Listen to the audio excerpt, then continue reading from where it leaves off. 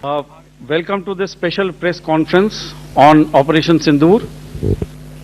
We will begin with opening statements by the three senior officers to my right here who have been directly overseeing operations during Operation Sindoor.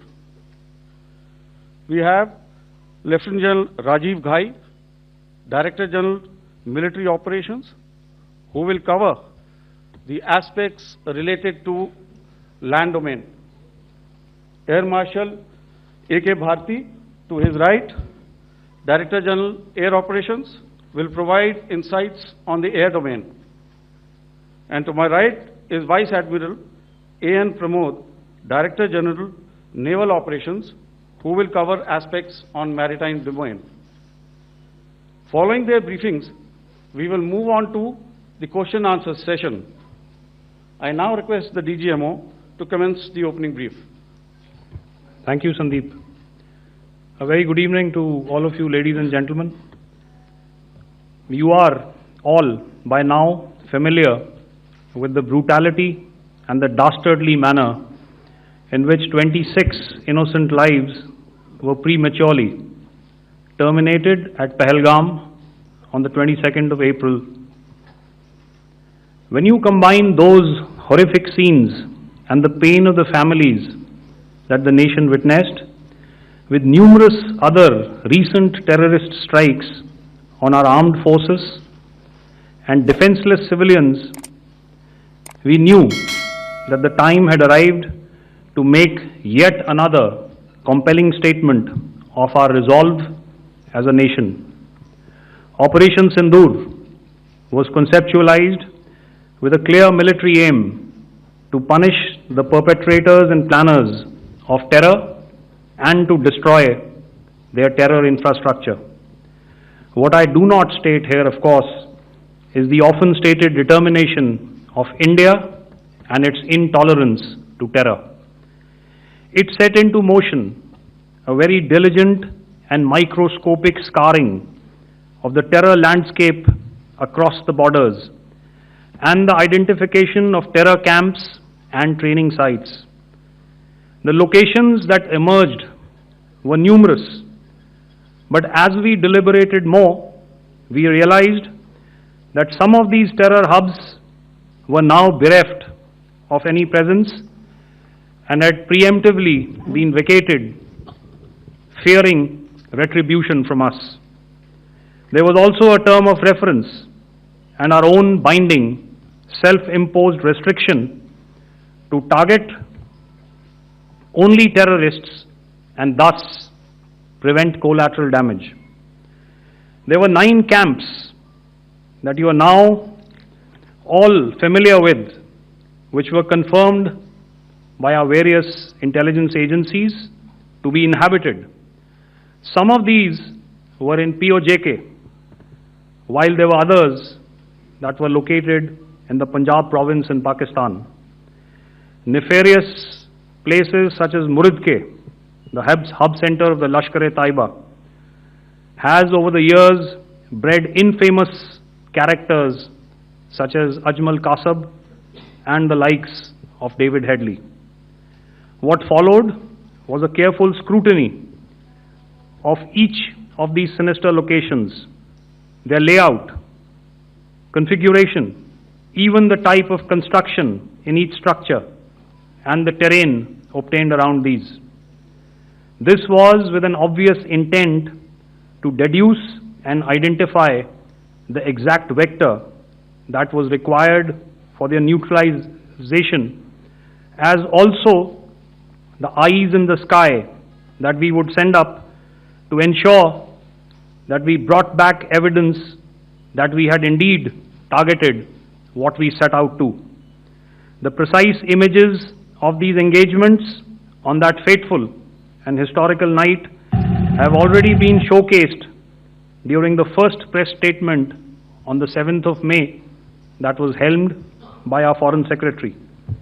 I have no doubt in my mind that we achieved total surprise, and those strikes across those 9 terror hubs left more than 100 terrorists killed, including high-value targets such as Yusuf Azhar, Abdul Malik Rauf, and Mudassir Ahmed, that were involved in the hijack of IC-814 and the Pulwama blast.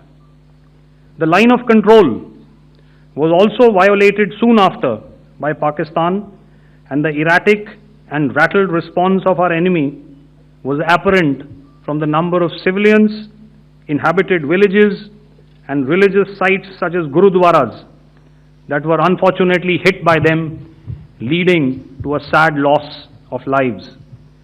The Indian Air Force played a major part in these strikes by engaging some of these camps, and the Indian Navy provided wherewithal in terms of precision munitions. The Indian Air Force obviously had their assets up in the sky, and I will here request Air Marshal Bharti, the Director General of Air Operations, to detail for you the methodology that the men in blue adopted to successfully manifest this mission. Thank you, Rajiv. A very good evening, ladies and gentlemen. It indeed is a difficult time that we have to come here like this and brief you. We could have done without this, but we had no choice. As the DGMO has detailed, the event was precipitated by the dastardly act at Pahalgam. The sequence of events have already been detailed.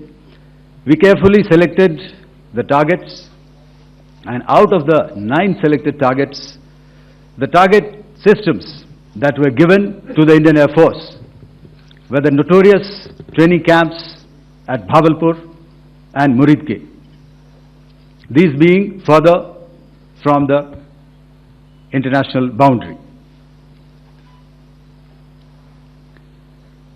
Through critical target system analysis, we analyzed what was to be done to annihilate these targets and plan to engage these targets with precision air-to-surface guided munitions so as to avoid collateral damage. The modalities of planning process I will not go through at this instant. However, what I would like to show you is the results that we achieved through our targeted air strikes. Could I have the second slide, please?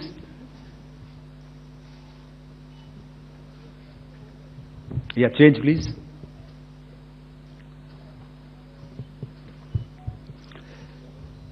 Okay. This is what the terror infra at Muridke looks like. If you see, north is as indicated, and to the right is east, where the international boundary lies. Could we have the next slide, please?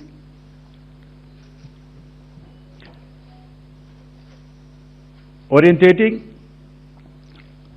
Just go back to one slide. Okay. Please have a look at this red building, the series of buildings out here, and this empty ground. Next. If you relate, the empty ground is here, and you see this is the first weapon that is impacting. This is the impact point number 1 on Muridke training camp with our precision guided weapons on early morning 7th. Next, please. Keep your eyes glued for the second weapon coming in and the second impact on the selected target point. Next slide, please.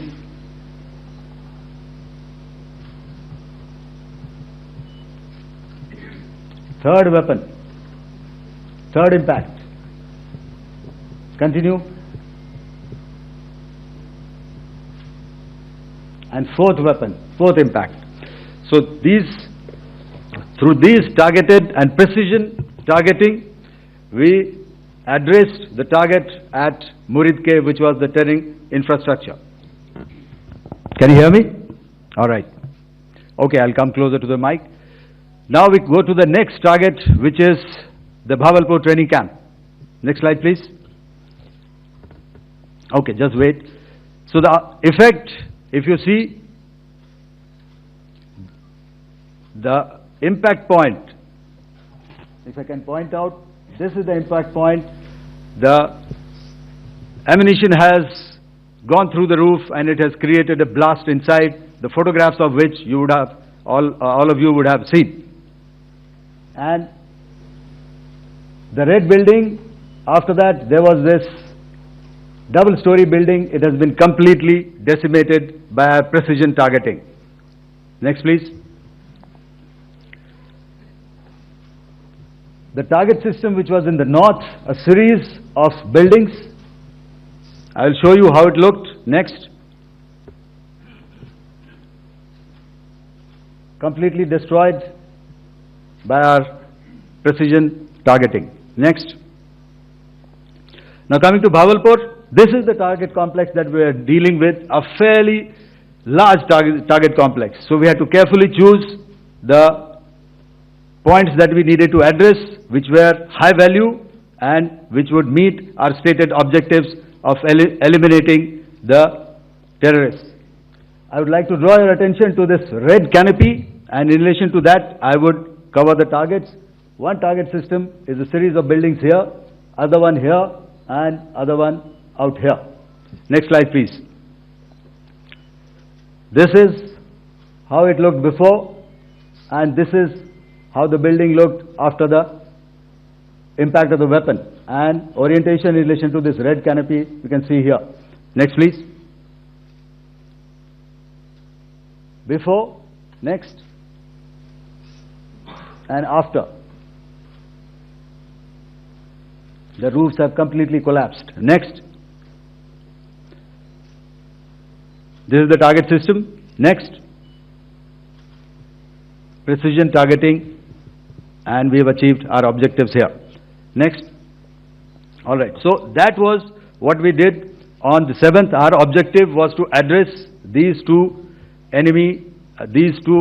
terrorist camps, and that we did with precision. And thereafter, we maintained a robust air defense posture, because remember, our objective was to target the terrorists and terrorist infrastructure, not any other infrastructure, not the Pakistani military, not the Pakistani any other infrastructure. So that is what we have maintained on the 7th of May.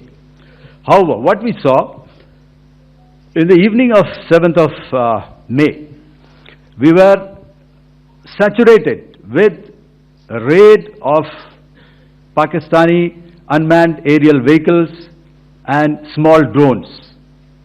And these came in waves in our civilian areas, over our military installations, and all of them were successfully intercepted. Few of them did manage to land. However, there was not much damage that they did. And we have our robust counter-US hard kill and soft kill systems which did the job. However, the difference here was that we had targeted the terrorists. The adversary now has targeted our civilians and the military infrastructure. So it had to be responded to. So in a quick and calibrated response, that very night, we struck their radar installations at Lahore and close to Gujranwala, the LYT installation, to indicate to him that we are ready, yet we do not want to escalate. Our fight was with the terrorists and not with the Pakistani military establishment. Thank you. Thank you, Air Marshal Bharti. So, ladies and gentlemen, he's outlined operations not only on the night of 6th and 7th of May, when Operation Sindoor commenced, but also on the subsequent night. Being well aware and familiar with the congenital and impulsive nature of our adversary, and even though we did attempt to reach out and communicate are compulsions to strike at the heart of terror, to my counterpart in the immediate wake of Operation Sindoor, the request was brusquely turned down, with an intimation that a severe response was inevitable and in the offing. We were, of course, prepared. Operations on the 7th and the 8th, Air Marshal Bharti spoken about. On the night of 8th and 9th of May, they flew drones and aircrafts into our airspace all across the borders and made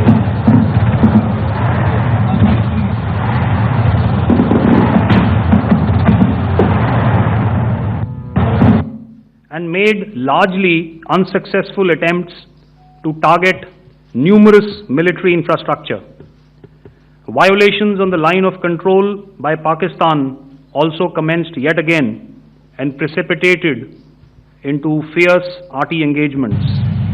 The air operations on the night of 8th and 9th of May, I'll yet again request the DG Air Operations to cover.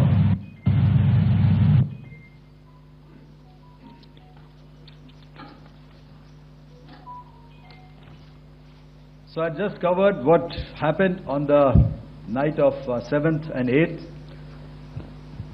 What we found that on the night of 8th and 9th, starting as early as 22:30 hours, our cities had a mass raid of drones, unmanned aerial vehicles, UCAVs, starting right from Srinagar, going down right up to Nalia. It was a mass raid in waves and it was relentless. However, we were prepared and our air defense preparedness ensured that there is no damage on ground or to any of the intended targets that the enemy might have planned for. The difference between 7th night and 8th night was that on 7th night he sent in his Jihad class of UAVs. However, these UAVs can go some distance, they are armed. However, on the 8th, less numbers of armed UCAVs were there or UAVs were there, and more numbers of quadcopters, maybe for surveillance or just for harassment of civilians. This continued till midnight. Our air defense preparedness ensured that there was no damage, that he wanted to up the ante and he wanted a fight, and we were up to the task. In a measured and calibrated response, we once again targeted his military installations, which included his SAM sites at Malirkant. This also included his surveillance radar sites at Lahore and close to Gujranwala.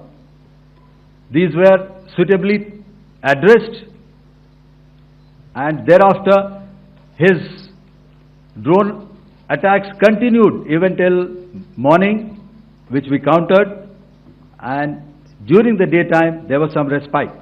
Here I would like to bring out another aspect. What we found was that while the drone attacks were being launched from somewhere close to Lahore, enemy had allowed his civilian aircraft to also continue to fly out of Lahore.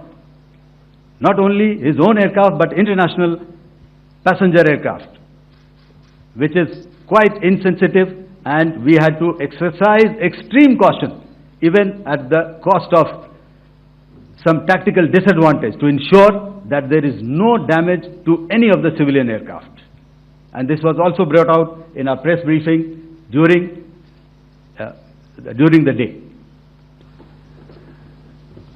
On land, we also undertook certain measures such as deployment of air defense and electronic warfare assets to establish an integrated grid with the Indian Air Force, and I have seen and heard some of you wax eloquent about the benefits of such an architecture when it comes to negating and combating air intrusions. We also carried out deployment to include movement of our forces in the land, sea and air domains. The night of the 9th and the 10th of May saw similar intrusions by drones and aircrafts, and this time there was a concerted effort to target airfields and some very, very important logistic installations, albeit yet again unsuccessful and denied gallantly and efficiently, I must say, by the integrated Indian Air Force and Indian Army Air Defence. We further strengthened our deployment and also initiated some pressure points to send a very clear and unambiguous message to the other side to desist from any misadventures on land. Some of the airfields and dumps saw repeated attacks in waves from the air. All were thwarted. The Pakistan Army has reported to have lost approximately 35 to 40 personnel in artillery and small arms firing on the line of control between the 7th and the 10th of May. What the other side had probably also not reckoned with was the speedy and precise turnaround and hit back by the Indian Air Force. And I will yet again ask Air Marshal Bharti to speak about these significant and game-changing strikes. I will thereafter request Vice Admiral Pramod, my colleague and Director General of Naval Operations, to tell us about some very telling naval maneuvers in the Arabian Sea that exerted pressure on the night of 9th and 10th of May. Over to you, sir. Thank you. Commencing about 2000 hours, that is 8 p.m. local time, on 8th of May, several Pakistani unmanned aerial systems, drones, combat vehicles attacked multiple IF bases. These included Jammu, Udhampur, Pathankot, Amritsar, Bhatinda, Nal, Dalhousie, Thois, Jaisalmer, Uttarlai, Falodi, Nalia. These were almost simultaneous and they came in waves. All our AD guns and other systems were waiting for them. All these waves were neutralized by our trained crew using the air defense systems that they have, and also some of them were utilized using our legacy systems like Pechoras and IF Summer, which we have recently acquired. And some were neutralized by the Garud snipers. There was no damage on ground from these incursions and these mass raids, if I could call them, from the Pakistani side. However, following these relentless attacks on our air bases, on our forward positions and on our civilian targets, this was time to convey some message to our adversaries. And therefore, a decision was taken to strike where it would hurt. And towards that, in a swift, coordinated, calibrated attack, we struck his air bases, command centers, military infrastructure, air defense systems across the entire Western Front. The bases we struck include Chaklala, Rafiki, and mind you, Chaklala is Islamabad, Rahim Yar Khan, Sakar, sending a clear message that aggression will not be tolerated. This was followed by strikes at Sargoda, Bholari, Jacobabad. We also struck the C2 centers at Murid, the UAE complex at Murid, Rafiki, radar at Chunia, which I will show you, Rahim Yar Khan airfield, and the unmanned combat aerial vehicle hangar at Sakar. I would like to reiterate here that we have the capability to target every system at these bases and more. However, it was only a measured response to instill good wisdom to our adversary to refrain from further escalation. IF's response was directed only at military installations, avoiding civilian and collateral damage. I would now like to show you some of the effects that have been achieved as a result of our air operation.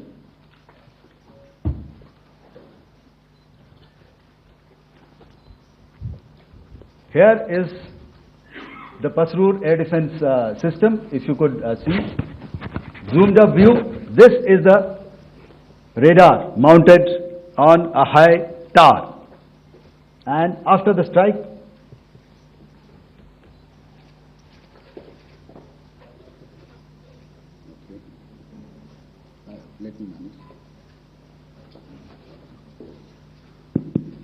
thank you. Can you hear me?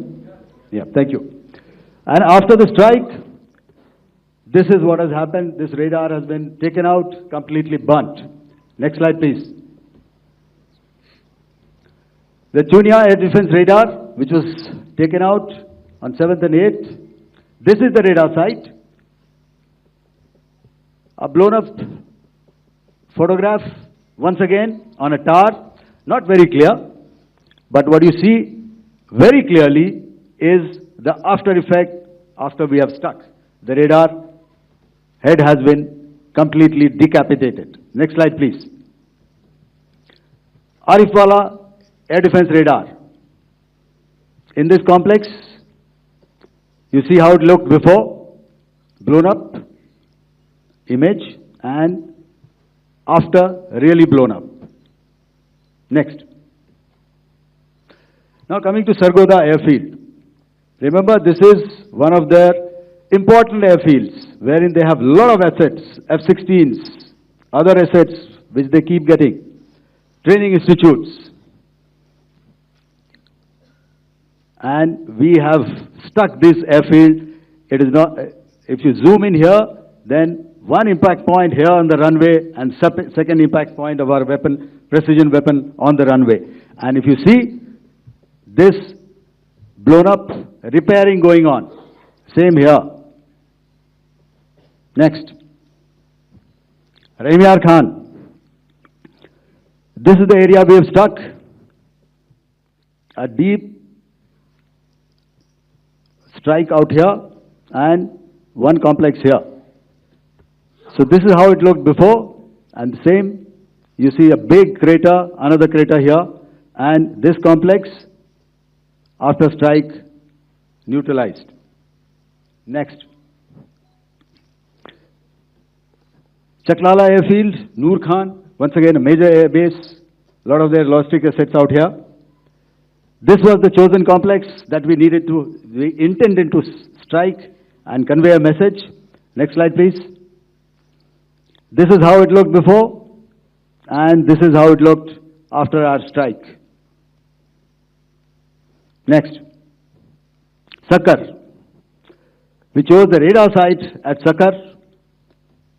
This is the radar site, and after it was struck, this is the aftermath, completely burnt out.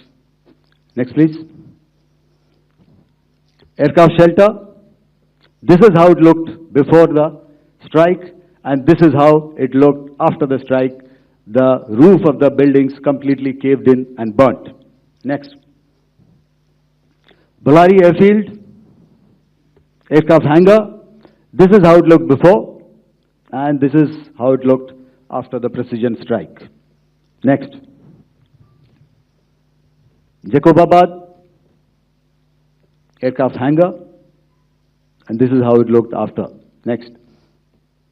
So what I'm trying to convey here, ladies and gentlemen, is to start with, our fight was neither with the Pakistani military nor with anybody else who's there on the other side.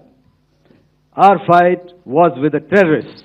We neutralized the terrorists that we selected to be neutralized, and thereafter we only maintained the air defense posture. However, we were relentlessly pounded by waves after waves, night after night, by his UCAVs, by his drones, and by his other unmanned aerial systems. And that left us with no choice but to retaliate, and yet our retaliation was calibrated, it was graduated, and it was proportionate. Thank you. Good evening, ladies and gentlemen. In the aftermath of the cowardly attacks on innocent tourists at Pahalgam in Jammu and Kashmir by Pakistani-sponsored terrorists on 22nd April, the Indian Navy's Carrier Battle Group, surface forces, submarines, and aviation assets were immediately deployed at sea with full combat readiness in concert with the joint operation plan of the Indian Defence Forces. You may be aware that we tested and refined tactics and procedures at sea during multiple weapon firings in the Arabian Sea within 96 hours of the terrorist attack. The aim was to revalidate our crew, armament, equipment, and platform readiness to deliver various ordnance on selected targets precisely. Thereafter, our forces remained forward deployed in the Northern Arabian Sea in a dissuasive and deterrent posture with full readiness and capacity to strike select targets at sea and on land, including Karachi at time of our choosing. The forward deployment of the Indian Navy compelled Pakistani naval and air units to be in a defensive posture, mostly inside harbors or very close to the coast, which we monitored continuously. The Indian Navy maintained seamless maritime domain awareness throughout the duration and was entirely aware of the location and movement of Pakistani units. In effect, we had and continue to have good battle space transparency using our maritime domain awareness grid. As you are aware, our response has been measured, proportionate, non-escalatory, and responsible from day one. Accordingly, the calibrated approach considered all options, including the ability of the Indian Navy for offensive action from and at sea. As part of this escalation control mechanism, the application of force by the Navy was planned in a synchronized manner in coordination with the Army and Air Force, the highlight being teams from the three services working closely in an integrated manner. Along with the kinetic actions by the Indian Army and Indian Air Force, the overwhelming operational edge of Indian Navy at sea contributed towards Pakistan's urgent request for a ceasefire yesterday.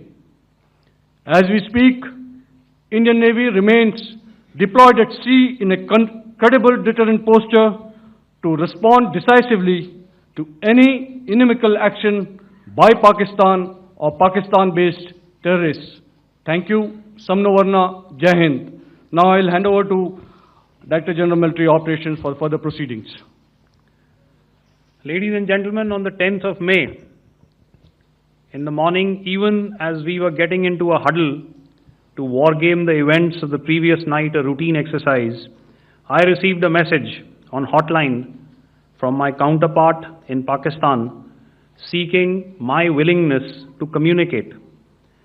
Since our initial aim was to strike at terror camps, and all our actions in the subsequent days were in response to the intrusions and violations by the Pakistan Air Force and its army, it was decided that I would indeed speak with my counterpart.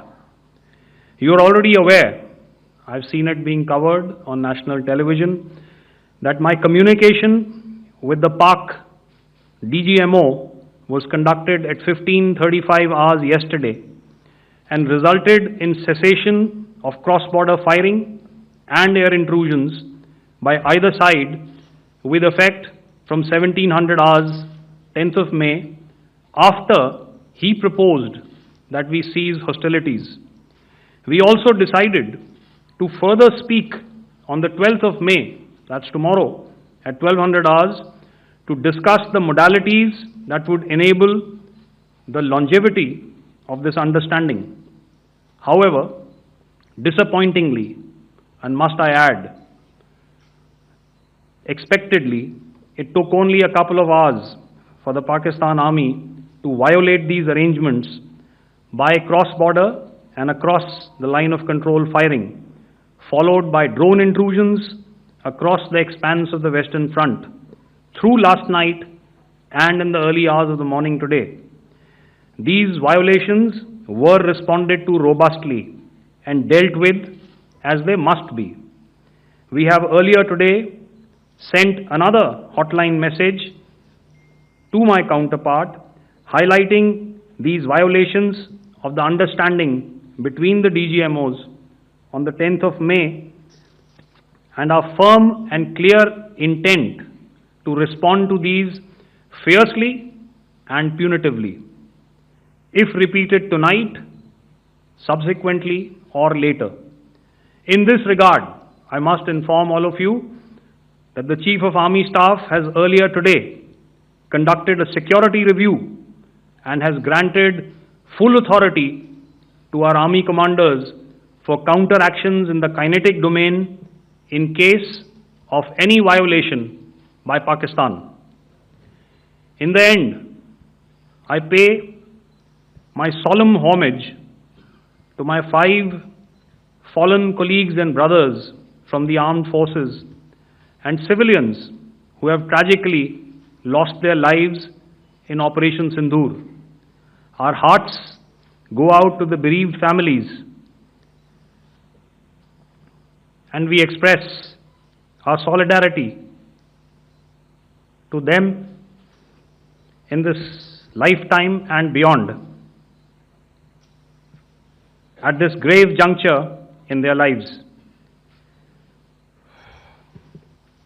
Their sacrifices shall always be remembered and spoken of in glowing terms by a grateful nation. We have thus far, ladies and gentlemen, exercised, and my colleague Pramod highlighted this, immense restraint, and our actions have been focused, measured, and non-escalatory. However, any threat to the sovereignty, territorial integrity, and safety of our citizens will be met with decisive force. Jai Hind.